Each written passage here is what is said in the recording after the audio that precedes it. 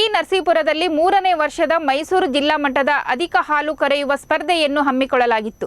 T Narasipura ತಾಲೂಕಿನ ಬನ್ನೂರಿನ dairy ಆವರಣದಲ್ಲಿ ಬನ್ನೂರು ಹಾಲು ಉತ್ಪಾದಕರ ಸಹಕಾರ ಸಂಘದಿಂದ ಕಾರ್ಯಕ್ರಮವನ್ನು ಆಯೋಜಿಸಲಾಗಿದ್ದು, ಕಾರ್ಯಕ್ರಮಕ್ಕೆ ಮಾಜಿ ಸಚಿವ ಶಾಸಕ ಜಿಟಿ ದೇವೇಗೌಡ ಚಾಲನೆ ನೀಡಿ ಮಾತನಾಡಿದ ಅವರು, ಬನ್ನೂರಿನಲ್ಲಿ ನಡೆದ ಜಿಲ್ಲಾ ಮಟ್ಟದ ಹಾಲು ಕರೆಯುವ ಸ್ಪರ್ಧೆ ರಾಜ್ಯ ಮಟ್ಟದಲ್ಲಿ ನಡೆಯುವಂತಾಗಬೇಕು. ಸ್ಪರ್ಧೆಯಲ್ಲಿ ಸೋಲು ಗೆಲುವು ಸಹಜ, ಆದರೆ ಇಂದು ಹೆಚ್ಚಿನ ಹಾಲು ಕರೆಯುವುದು ಮುಖ್ಯವಾಗಿದೆ. ಸ್ಪರ್ಧೆಯಲ್ಲಿ 35 ಕೆಜಿ ಹಾಲು ಕರೆದಿರುವ ರೈತನನ್ನು ನೋಡಿದರೆ ಆತನಿಗೆ ದಿನಕ್ಕೆ 1400 ರೂಪಾಯಿ ಆದಾಯ ಬರಲಿದೆ ಎನ್ನುವುದು ಗೊತ್ತಾಗಲಿದೆ. ಹಾಲು ಉತ್ಪಾದಕರಿಗೆ ಒಕ್ಕೂಟದಿಂದ ಬೇಕಾದ ನೆರವನ್ನು ನೀಡಲಾಗುತ್ತಿದೆ ಎಂದು ತಿಳಿಸಿದರು. ಇದೇ ವೇಳೆ 3ನೇ ವರ್ಷದ ಜಿಲ್ಲಾ ಮಟ್ಟದ ಅಧಿಕ ಹಾಲು ಕರೆಯುವ ಸ್ಪರ್ಧೆ ವಿಜೇತರಿಗೆ ಬಹುಮಾನ ವಿತರಿಸಲಾಯಿತು. ಕಾರ್ಯದರ್ಶಿ ನಿಮ್ಮ ಟೆಸ್ಟರು ಇವೆಲ್ಲರೂ ಕೂಡ ಎಷ್ಟು ಪ್ರಾಮಾಣಿಕವಾಗಿ ಮಾಡ್ತೀರಿ ಅಷ್ಟು ಸಹಕಾರ ಸಂಘ ಉಳಿತಾರೆ. ನಾವೆಲ್ಲರೂ ಕೂಡ ಹಾಲಿಗೆ ನೀರು ಬೆಳೆಸ್ತಕ್ಕಂಥದ್ದು ಬೇರೆ ಬೇರೆ ಮಾಡ್ತಕ್ಕಂಥದ್ದಕ್ಕೆ ಅವಕಾಶ ಕೊಡದೆ ನೀವು ಮಾಡ್ತಾ ಇದ್ರೆ ಮೈಸೂರು ಜಿಲ್ಲೆ ಮೇಲೆ ಈ ಬನ್ನೂರು ಹಾಲಿನ ಸೊಸೈಟಿ ಒಂದು ಹೆಸರನ್ನು ಇವತ್ತು ಪಡೆದಿದೆ.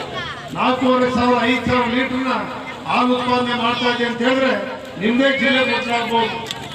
ಅದರಿಂದ ಇನ್ನೂ ಹೆಚ್ಚು ಹೆಚ್ಚು ಮಾಡ್ತಕ್ಕಂಥದ್ದನ್ನ ನೀವೆಲ್ಲರೂ ಕೂಡ ಮಾಡಬೇಕು ಅಂತೇಳಿ ಈ ಸಂದರ್ಭದಲ್ಲಿ ಹೇಳ್ತಾ ಇವತ್ತು ಕಾರ್ಯಕ್ರಮಕ್ಕೆ ನನಗೆ ಕರೆದು ಆಗಮಿಸಿ ತಾವೆಲ್ಲರೂ ಕೂಡ ಬಂದು ಉದ್ಘಾಟನೆ ಮಾಡಬೇಕು ಅಂತ ಹೇಳಿದ್ದೀರಿ.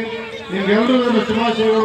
ಭಾಗವಹಿಸಿರ್ತಕ್ಕಂಥವ್ರು ಸ್ಪರ್ಧೆಯಲ್ಲಿ ಸೋಲು ಗೆಲುವು ಮುಖ್ಯ ಅಲ್ಲ, ಈ ಬಾರಿ ಹೆಚ್ಚು ಹಾಲನ್ನ ಕರೆದು ತೋರಿಸ್ತಾ ಇರ್ತಕ್ಕಂಥದ್ದನ್ನ ಸಾಬೀತು ಮಾಡಿದ್ದಾರೆ. 35 ಲೀಟರ್ ಹಾಲನ್ನ ಕರೀತಾ ಇದೆ ಅಂತ ಹೇಳಿದ್ರೆ ಇವತ್ತು ನೋಡಿ 1,400 ರೂಪಾಯಿ ಒಂದೇ ಒಂದು ದಿನ ಸಂಪಾದನೆ ಮಾಡ್ತಾ ಇದೆ ಅಂತ ಹೇಳಿದ್ರೆ ನಾವೆಷ್ಟು ಸಂಪಾದನೆ ಮಾಡ್ಬೋದು ಅನ್ನೋದನ್ನ ನಮ್ಮ ಯುವಕರು ವಿದ್ಯಾವಂತರು ಹೆಚ್ಚು ಹೈನುಗಾರಿಕೆಯನ್ನ, ಕೋಳಿ ಸಾಕಾಣಿಕೆಯನ್ನ, ಕುರಿ ಸಾಕಾಣಿಕೆಯನ್ನ ಮಾಡ್ತಕ್ಕಂಥದನ್ನ ನಾವು ಪ್ರಾರಂಭ ಮಾಡಬೇಕು. ನಮ್ಮಲ್ಲಿ ಇರ್ತಕ್ಕಂಥ 20 ಗುಂಟೆ ಜಮೀನಿರಲಿ, 10 ಗುಂಟೆ ಜಮೀನಿರಲಿ, ಹುಲ್ಲು ಬೆಳೀತಕ್ಕಂಥದ್ದು ಇದೆಲ್ಲಕ್ಕೂ ಕೂಡ ಪೋಷಕಾಂಶ ಆಹಾರ ಕೊಡ್ತಾ ಇದ್ದಾರೆ. ಇದೆಲ್ಲರೂ ಕೂಡ ಬಳಕೆ ಮಾಡ್ಕೊಂಡು ಆರ್ಥಿಕವಾಗಿ ನಾವು ರೈತರು ಉಳಿದಿಲ್ಲ, ಕಷ್ಟ ಇದೆಲ್ಲ ನೋಡ್ತಾ ಇದ್ದೀರಿ. ಎಲ್ಲರೂ ಏನಾಗ್ಬಿಟ್ಟಿದೆ, ರೈತರು ಹಿಂದೆ ಜಮೀನು 25,000, 50,000, 1 ಲಕ್ಷ ಜಾಸ್ತಿ ಇತ್ತು. 5 ಲಕ್ಷ ಆದೆ ಮಾರಿದ್ರು, 10 ಲಕ್ಷ ಆದೆ ಕೆಲವರು ಮಾರಿದ್ರು, 25 ಆದೆ ಇನ್ ಕೆಲವರು ಮಾರಿದ್ರು, 50 ಇದೆ ಮಾರಿದ್ರು.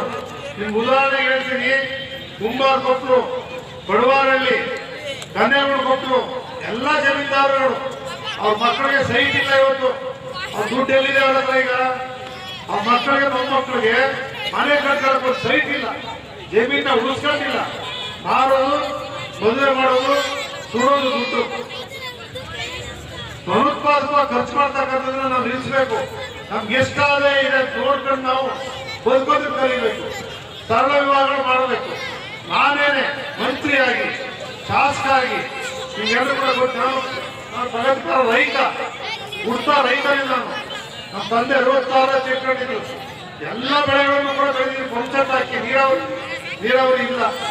ಇದನ್ನೆಲ್ಲ ನೋಡಿ ನನ್ನ ಮಗನ ಹರೀಶ್ ಗೌಡನ್ನ ನಾನು ತಿರುಪತಿ ಕರ್ಕೊಂಡು ಹೋಗ್ಬಿಟ್ಟು ಮದುವೆ ಮಾಡಿದೆ. ಯಾರು ಕರೀದೆ ಮದುವೆ ಮಾಡಿ ಸರಳವಾಗಿ. ನನ್ನ ಮಗನು ತಿರುಪತಿಲೇ ಮದುವೆ ಮಾಡಿದೆ. ನಾನು ನೋಡಿ ಬೇರೆಯವ್ರು ಮಾಡ್ತಾರೆ ಅಂತ ಹಂಗಿಲ್ಲ. ಅವ್ರು ಯಾರು ಮಾಡ್ತಾವ್ರೆ, ಕೃಷ್ಣಪ್ಪ ಮಾಡ್ತಾವ್ರೆ, ಅವ್ರು ಖರ್ಚು ಮಾಡ್ತಾವ್ರೆ. ನನ್ನ ಜಮೀನಾರು ಮದುವೆ ಮಾಡು ಅಲ್ಲಪ್ಪ. ನಾನು ಹೇಳಿದೆ, ಅದೇ ದುಡ್ಡನ್ನ ಹೆಣ್ಮಕ್ಳ ಹೆಸರು ಡಿಪಾಸಿಟ್ ಮಾಡ್ಬಿಡಿ. ಮಕ್ಕಳು ಮೊಮ್ಮಕ್ಕಳ ಓದ್ಸೋಕಾರು ಆಯ್ತದೆ, ಅದು ಹುಡ್ಕೊಳಕಾರು ಹುಡ್ಕೊಳ್ತದೆ. ಯಾರು ಕೇಳಲ್ಲ. ಹತ್ತೂರಿ ಮದುವೆ ಮಾಡೋದು ಯಾಕೆ ಬೇಕು? ಒಂದು ದಿನದ ಮದುವೆಗೋಸ್ಕರ ಎಷ್ಟು ಸಾಲ ಮಾಡಿ ಬಡ್ಡಿ ಕಟ್ಟಕ್ಕಾಗದೆ ನಾವೇ ಅನುಭವಿಸ್ತಾವೆ ಅನ್ನೋದನ್ನ ನಾವು ಪ್ರತಿಯೊಬ್ಬರು ಯೋಚನೆ ಮಾಡ್ಕೋಬೇಕು.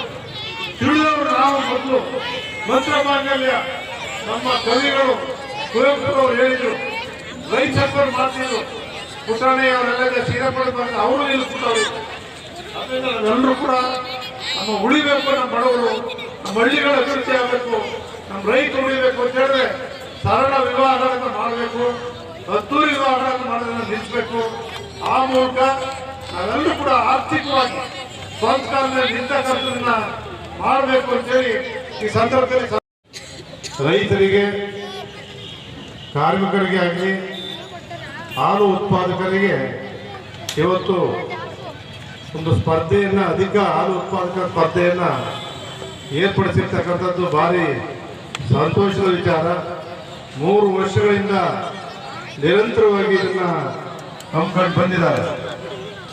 ಇವತ್ತು ನಮಗೆಲ್ಲ ಕೂಡ ಗೊತ್ತಿದೆ, ರೈತರ ಬದುಕು ಬರಗಾಲ ಬಂದರೆ ಸಂಪೂರ್ಣ ನಾಶ ಆಗುತ್ತೆ, ಹೆಚ್ಚು ಮಳೆಯಾದರೂ ಕೂಡ ನಾಶ ಆಗುತ್ತೆ ಬದುಕು.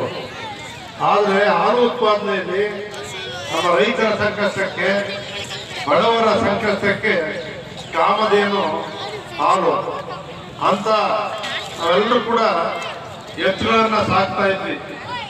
ಜಾತ್ರೆ ಚುಂಚನಕಟ್ಟೆ, ರಾಮನಾಥಪುರ, ಏಮಾಪುರ ಎಲ್ಲ ಕಡೆ ಹೋಗ್ತಾ ಇತ್ತು. ಆದರೆ ಇವತ್ತು ಎತ್ತುಗಳನ್ನು ಸಾಕೋರು ಕಡಿಮೆ. ಆದರೆ ಹಸುಗಳನ್ನ ಸಾಕುವ ಮೂಲಕ ಹಸುಗೆ ಜಮೀನಿರಲಿ ಇಲ್ಲದೆ ಇರಲಿ ಹಸುಗಳನ್ನ ಸಾಕಣೆ ಮಾಡ್ಲಿಕ್ಕೆ ಅವಕಾಶ ಇದೆ. ಆದರೆ ಹಿಂದೆ ಕುರಿ ಆಡು ಸಾಕ್ತಾ ಇದ್ರು. ಆದ್ರೆ ಈಗಲೂ ಕೂಡ ಕುರಿಯನ್ನ ಬೇರೆ ಮೇವನ್ನು ಹಾಕುವ ಮೂಲಕ ಕುರಿಯನ್ನು ಸಾಕಾಣಿಕೆ ಮಾಡಿ ಆದಾಯವನ್ನು ಮಾಡ್ತಕ್ಕಂಥವ್ರು ರೂಢಿಸ್ಕೊಂಡಿದ್ದಾರೆ ವಿದ್ಯಾವಂತರುಗಳು. ಆಡು ಕುರಿಗಳನ್ನ ಬೇರೆ ಬೇರೆ ಕಡೆ ತಳಿಗಳನ್ನ ತಂದು ಇವತ್ತು ಕುರಿಗಳನ್ನ ಆಡುಗಳಿಂದ ಕೂಡ ಆದಾಯವನ್ನ ಮಾಡ್ತಕ್ಕಂಥದ್ದನ್ನ ಮಾಡ್ತಾ ಇದ್ದಾರೆ. ಇವೆಲ್ಲ ಮಾಡದೆ ಹೋದ್ರೆ ವ್ಯವಸಾಯನೇ ನಂಬ್ಕೊಂಡಿದ್ರೆ ಇವತ್ತು ಭಾರಿ ಕಷ್ಟ.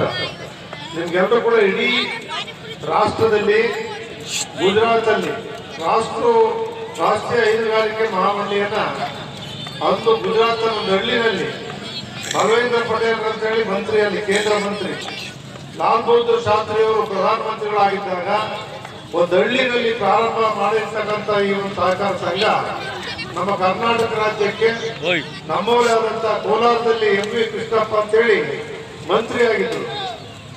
ಅವರು ಹಾಲೆಂಡ್ನಿಂದ ಹಸುಗಳನ್ನು ತಂದು ಬನ್ನೇರು ಘಟ್ಟದಲ್ಲಿ ಸಾಕಿ ಆ ವಿದೇಶಿ ತಳಿಗಳನ್ನು ತಂದು ಅವರೆಲ್ಲರೂ ಕೂಡ ಪ್ರಚಾರ ಮಾಡಿದಂಥವ್ರು ನಮ್ಮ ಎಂ ವಿ ಕೃಷ್ಣಪ್ಪನವರು. ಮೈಸೂರಲ್ಲಿ, ಬೆಂಗಳೂರಿನಲ್ಲಿ ಇವತ್ತು KMF ಇದೆ, ಹಾಲು ಉತ್ಪಾದಕರ ಮಹಾಮಂಡಲ. ಅದನ್ನ ಸಂಸ್ಥಾಪಕರಾದಂಥವ್ರೆ ಮಾಡಿದಂಥವ್ರೆ ಎಂ ವಿ ಕೃಷ್ಣಪ್ಪನವರು. ಇವತ್ತು ನಿಮ್ಗೆಲ್ಲರೂ ಕೂಡ ಗೊತ್ತಿದೆ, ಬನ್ನೂರಲ್ಲಿ ಇವತ್ತು 4,500 ಲೀಟ್ರು ಹಾಲು ಸಂಗ್ರಹಣೆ ಆಗ್ತಾ ಇದೆ. ರೈತರಿಗೆ ಪ್ರತಿದಿನ 1 ಲಕ್ಷ ರೂಪಾಯಿ ಇವತ್ತು ಬರ್ತಾ ಇದೆ. ಬೇರೆ ಯಾವುದೇ ಥರ ಕಾಣಲಿಕ್ಕೆ ಸಾಧ್ಯ. ಹಾಲು ಉತ್ಪಾದಕರಿಗೆ 4,500 ಲೀಟ್ರ್ ಒಂದು ದಿನದಲ್ಲಿ ಬರ್ತಾ ಇದೆ. 1 ಲಕ್ಷ ರೂಪಾಯಿ ಇವತ್ತು ಪ್ರತಿಯೊಬ್ಬರ ಹಾಲು ಉತ್ಪಾದಕರಿಗೆ ಪ್ರತಿದಿನ ಇವತ್ತು ಸೇರ್ತಾ ಇರ್ತಕ್ಕಂಥದ್ದು ನಾವು ಕಾಣ್ತಾ ಇದ್ದೇವೆ. ರಾಜ್ಯದಲ್ಲಿ 15,500 ಸಹಕಾರ ಸಂಘಗಳಿದ್ದಾವೆ. ಪ್ರತಿದಿನ 87ರಿಂದ 90 ಲಕ್ಷ ಲೀಟ್ರು ಹಾಲು ಉತ್ಪಾದನೆ ಆಗ್ತಾ ಇದೆ, ಸಂಗ್ರಹ ಆಗ್ತಾ ಇದೆ. ಇವತ್ತು ಪ್ರತಿದಿನ 24 ಕೋಟಿ ರೂಪಾಯಿ ರಾಜ್ಯದಲ್ಲಿ ನಮ್ಮ ರೈತರಿಗೆ ಸೇರ್ತಾ ಇದೆ ಅಂತ ಹೇಳಿದ್ರೆ ಬೇರೆ ಯಾವುದೊಂದು ಕೂಡ ಇದನ್ನ ಕಾಣಲಿಕ್ಕೆ ಸಾಧ್ಯ ಇಲ್ಲ. ಮಾಡ್ತಾ ಇರೋರು ಮಾತ್ರ ಗೊತ್ತಿದೆ. ಇದು ಸ್ಪರ್ಧೆಗೋಸ್ಕರ ಮಾಡ್ತಕ್ಕಂಥವರು ಇದ್ದಾರೆ. ಅದಲ್ಲದೆ ದಿನನಿತ್ಯ ಸಾಕಿ ಅವ್ರ ಮಕ್ಕಳ ವಿದ್ಯಾಭ್ಯಾಸಕ್ಕೆ, ವ್ಯವಸಾಯದ ಖರ್ಚಿಗೆ, ಮನೆಯ ಬಳಕೆಗೆ ಹಾಲಿನ ಉತ್ಪಾದನೆ ಕಾಪಾಡ್ತಾ ಇದೆ.